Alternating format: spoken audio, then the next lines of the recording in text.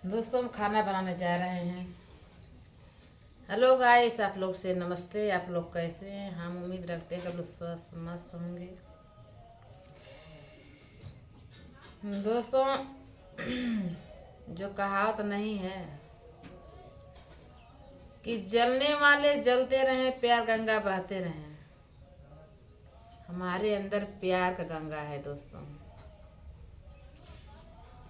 कोई कड़ुआहट, कोई जलन, कोई हिंसा हमारे पास नहीं है।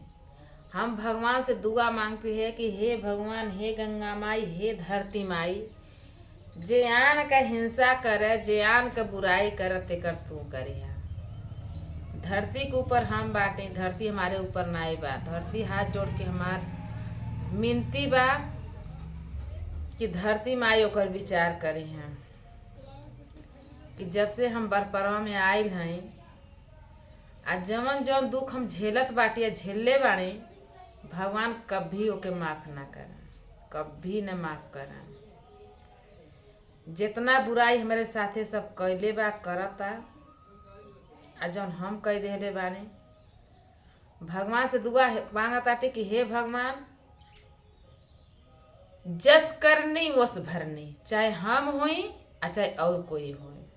भगवान से मैं ही विनती करब दोस्तों कि जस करनी बस भरनी बा, आ जियान के बुरा कत कर भगवान करें। दोस्तों, मनई ना इंसाफ बतियावा ना, भगवान ने इंसाफियत देना सही और गलत का।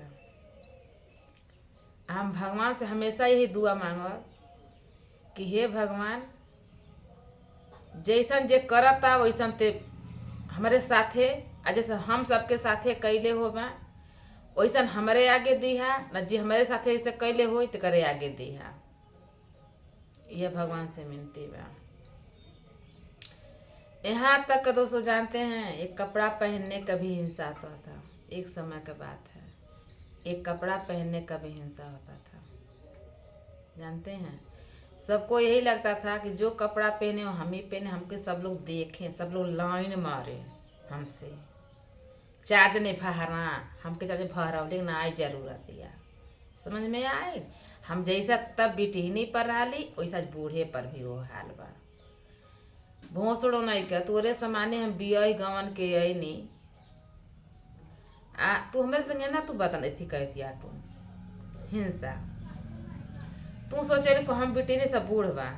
अरे बूढ़ ना रे भोसड़ी, ए चाल ढंग केहू बांट के ना केहू जौन संस्कार नैहर में मिलल रहेला उह केहू यूज करेला ससुराल में। आ जवन ते संस्कार लेके आयली आटी उह सबके साथे ते करती आटी। एक समय के बाद दोस्तों रहल कि मंथरा जवन कि भगवान राम के वनवास पठै देले रहल, बाकी त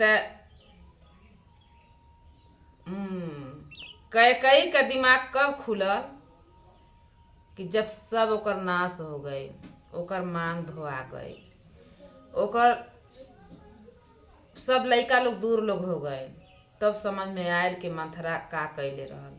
तब घसेट घसेट के मारे लोग शुरू लोग कहना घर घर कि हमारे घर में आके अपन पेट पर्दा भी चलावत रहल, हमारा ही घर में आके ऐसा बड़ा आग लगा दिहल। आज उहे हाल हमारे साथे भइल बा, उहे हाल। तब का जुग रहल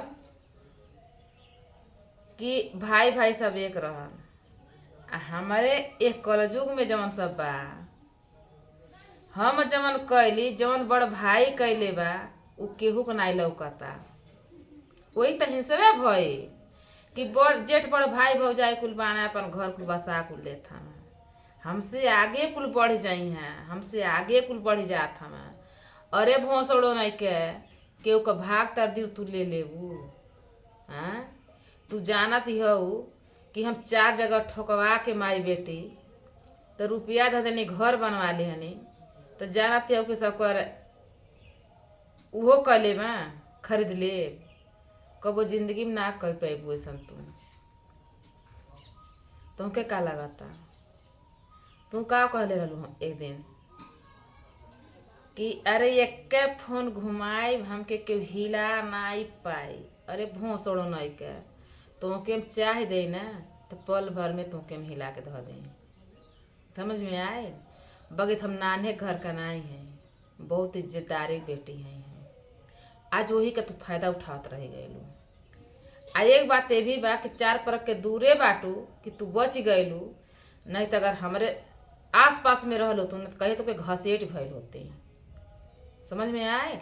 आ जितना तुम्हार बुराई कैलू ना उतना भगवान तुहार सर्वनाश वो करिया कि भगवान से यह विनती करब कि हे भगवान, हे गंगा माई, हे धरती माई, इनका एहुल सर्वनाश करे है।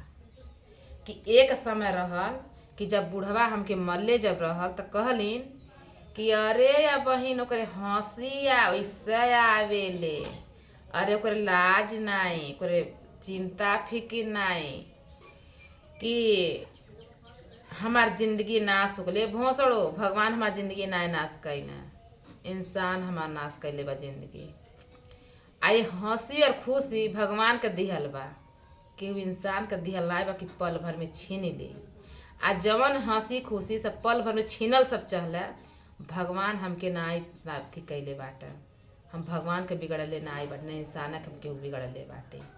बाकी रह का गइल कि भगवान से दुआ यह मांगिला कि हे भगवान, ताना मारे के हमके नाई कैला, कि हमके भी ताना मारे के पड़े, हमके उ बतिया दोहरावे के पड़े कि सब कुछ हमरे यही जिंदगी में तू आँखें दिखा दिहला। हम यह भगवान से विनती करत रहब कि हे भगवान, जे हमार बुराई करत तेका तू बुराई करी, तेकर नाती, तेकर दमाद, तेकर बेटा, तेकर भतार उलट के चली जा। यह कह भगवान से विनती यह करब कि जे हमरे दिल पर घाव दे ना, तेके भगवान दिल पर घाव दे। एक बात इहो कहब, हम भगवान से हमेशा यह दुआ मांगब। दोस्तों जान लें कि इतना हम दुखी बाटे कि काहे खातिर कि खाई अपन कमाई मेरा भैंसी कोड़े रे। ते जो भैंस मत ही रहलिया एकदम पेरी रहलिया कि कहाँ इन्हन के पाए कि इन्हन के दुआ कर दें। भोसड़ो नहीं का तोरे बल पर जियत हैं, गड़िमराई चलतन जियत हैं, खून पसीना बहाइला हो 4 बीघा खेती कैले हैं, मर्दे लेखा खटे नहीं। वैसा नहीं कि मर्दे लेखा खटे नहीं, मशीन ढकेलवा के ले जाए, मशीन लगवाई, वहाँ खेते में सारा काम दोस्तों हम करे नहीं, मेहनत मजूरी करके खाने जिए नहीं, अका की ठोकैया करा के नहीं खाने जिए नहीं। समझ में आए? हमारे बेटा लोग के भगवान जिंदगी दे ले रहे, हमारे बेटा के, हमारे पति के, कि हम ऐसा रानी बन के रहें, आ तू ऐसा करा कि कुल कह के खा जिया। तू 4 यामा 4 जा, 4 यामा 4 वैसा मौका दामाद पा गयलू धिंगरा कि बिया के कई लड़ू पुते धैले बटाइए है ठोकैया करे खातिर कि आवाला घर ही में ठोक के चल जाला। लड़ू पुते कुछ नहीं कह पावत हमें, वह मर्द हमें तो जैसे कहत न रही है कि जैसा खोत रही वैसे हम पा गए हैं। हाँ तो बात सही ते कहेली कि जैसा ते रहली वैसा ते पाउते गईली है। का हमके नहीं पता का बातें कहेली, सब कुछ पता हमें बा। समझ में आए? बाकी तो भगवान विचार करिए हमारे कहले में दोस्तों का बा, अब भगवान थी कहले का बा, कहाला कि दूसरे के बुराई नहीं करे के चाहिए।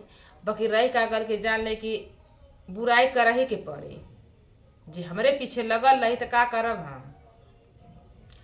अका हम गरीब हो जा हो झाट पर खेत नहीं मिली, 1 मंडा खेत हमेशा नहीं मिली आ नहीं मिला तो हम जियत खात नहीं है। कबो खेते का अनाज खैले ही भोसड़ो नहीं के तुहरे दिमाग हम को खा पढ़ले रहलू का रे गड़मराई पढ़ले रहलू कि शिक्षा तुमके मास्टर नहीं देले रहन आ मास्टरों करत रहना तुमके वही के ज्ञान तुमके मास्टर लोग देहना कि जहाँ जइह तहाँ एह तक कैला, जहाँ जाबू तहाँ यह करत रही। तुहार सर्वनाश हो गए नैहर सासुर, हमके कहलू कि दरी दरी भिख मंगा के बेटी बा। ए भोसड़ो सबके भरल परिवार हमारे बाम आ तुहार सब सर्वनाश हो गए। भाई तुहार घमंड नहीं होता, कम होता होई घमंड बेटी, ऐसा मत करा होई। भगवान तुहार कुल करिया सब कुछ। समझ में आए? जब तू करनी करती हो ना, भगवान बेड़ा पार लगाई है तुहार और के तुहर के नेता तब पोका पड़ा तो कह दे रुका कहती रहलो पोका पड़िया हो भोसड़ो पोका जियत तुके पोका पड़ी एत्ता ते तक पोका पड़ी आ वो जैसे अब काटत हम कुल ने तोरे गणिया में तो ठोकाए के मन करेला वैसे तोरे जिंदगियाँ पोका तक तक पड़े हैं। तू का जानती हो आ तू जानती हो कि हम ऐसा रह हम ऐसे दूसरे बुराई कर कबो जिंदगी नहीं हुई हो भोसड़ो नहीं के ये मत सोचा। बाकी तो भगवान से यह दुआ मांगब कि हे भगवान जैसे ही हमारे संगे करती हैं वैसे इनके तू फल दे हा। तो हेलो दोस्तों, बहुत बड़ा हो गया वीडियो देखिए हम अश्लीलता बेटी मतलब भूलल ना चाहे नहीं। बाकी तो ऐसा हम जाने की तबीयतें हो गई बा कि दिमागे हो गई बा कि अश्लीलता हमके बोले के पड़ता। तो आप लोग कमेंट करके बताएं के हमारे बात से सहमत बा आ के अच्छा लगता तो कमेंट करके सभी बताए काहे खातिर कि आज दिन अगर आप लोग के बेटी बहन के ऊपर दिन आवत तो आप लोग का बेटी बहन अच्छा रहती, आप लोग अच्छा कहती सभी हैं। तो ये बेटी के आ ये गरीब औरत आप लोग जो सपोर्ट हमारे सभी करे इंसाफ हमें दिलाए सभी ताकि हमके इंसाफ मिल सके। तो आप लोग का यह सपोर्ट बा, हाथ जोड़ के हमारी रिक्वेस्ट बा कि आप लोग हमारा सपोर्ट सभी करें। आ कमेंट बॉक्स में सभी लिख के बताएं हमें सुझाव सभी दें का हमें करे के चाहिए। आ जान तरीका बा एक पड़दनी भोसड़ी बा न, हमार पड़दनी ना भोसड़ी है, हमारे सास का पड़दनी है। हमारे सब खेत वाले ससुर के फुसला पगला के लिखवा ले बा। यही के नाते दोस्तों हमें थी कल बा हमारे नाते केवल ताकि हमारे मर्दे के हिस्सा बखरा ना देवे के पड़े, यही के नाते ओकर गाड़ी मारे ले बाटा यही नाते। तो आप लोग यही के नाते हाथ जोड़ के हम बहुत अश्लीलता बोलते हैं दोस्तों, आप लोग हाथ जोड़ के मेरा क्षमा कीजिएगा कि यही रहते हम अथी करते हैं। बाय बाय दोस्तों।